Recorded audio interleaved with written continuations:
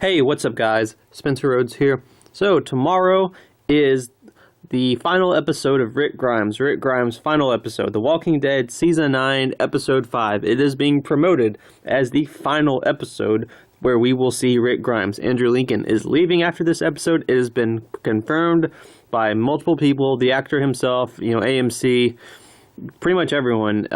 It's pretty much a done deal. I don't see how they could have Rick leave the show without killing him.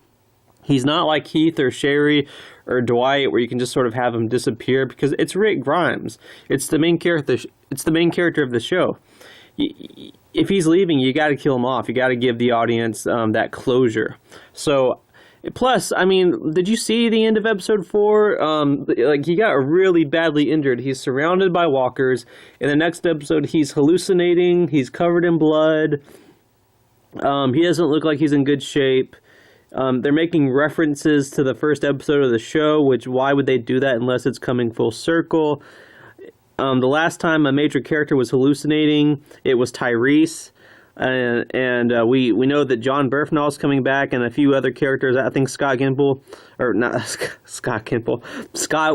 the actor that played Herschel.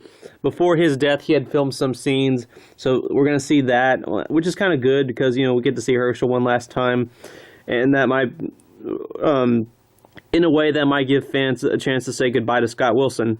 But it just seems like Rick's final episode. And like I said, when Tyrese was injured and he was bleeding and he was hallucinating and seeing dead characters, he died in that episode. I feel like they're doing the same thing with Rick. They're having this big special episode because they're killing him off. I mean, how long can we go with Rick just being like a cliffhanger, Like, it's Rick Grimes. You can't just have a cliffhanger forever. So I do think, unfortunately, that they're killing him off, especially if Andrew Lincoln wants to stay away. He might never want to come back, so they might want to not take the chance and have it be open-ended.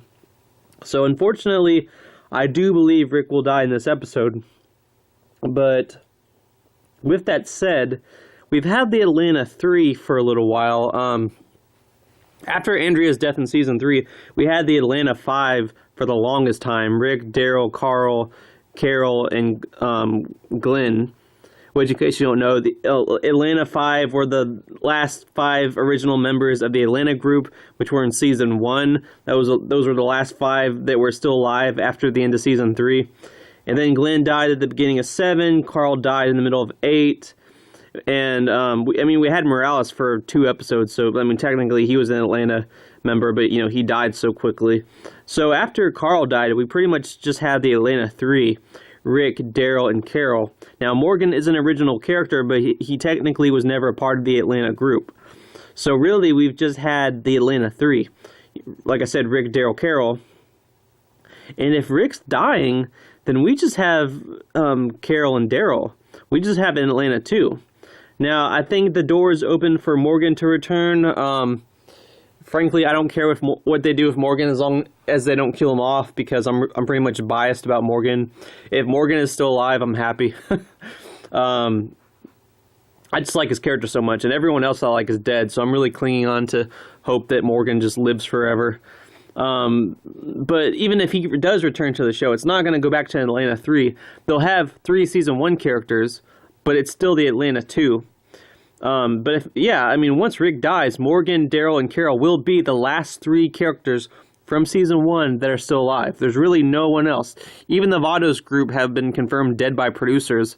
So really, the only 3 characters from Season 1 that are still alive after Rick dies will be Carol, Daryl, Morgan. And with Daryl and Carol, that's just the Atlanta 2. So, Jesus, we went from the Atlanta 5 to the Atlanta 2. 2 members of the Atlanta group from Season 1 are still alive. That's pitiful. Could you just imagine Carol and Daryl, thinking back to that original camp? This is how they're the only 2 people that are still alive. It was 50, 60 people. A lot of them died in the first season, but it was a big group of characters. It was a big Atlanta group, and now it's just Carol and Daryl. So I'm kind of wondering, how long will we have the Atlanta 2? Will it ever become the Atlanta 1? Will they both die? Will we have an Atlanta 0? I mean, Daryl and Carol are very popular characters. They're pretty much considered indestructible. For me, Daryl became indestructible when he survived Lucille. When he survived Negan's introduction, I was like, all right, if they're not going to have Negan kill Daryl with the issue 100 thing, with that big introduction, that big scene, then they're not going to kill Daryl, because that would have been the perfect time to kill Daryl. And they didn't do it. They killed Glenn, they killed Abraham, they didn't kill Daryl. So I guess the fangirls won. I mean, I'm a Norman Reedus supporter. I mean, that guy's got more money than he knows what to do with. But I mean, he seems like a cool guy. He wants to stay on the show. He's said several times he's going to stay on The Walking Dead forever.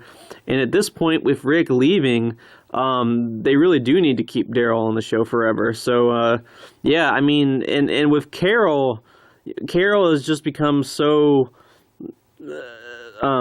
strong, so dangerous, so well developed, and she's really adaptable. I mean, she adapts to anything. There's nothing that she won't adapt to. Just everything that's happened in the last 9 seasons of the show, she's just been adapting, and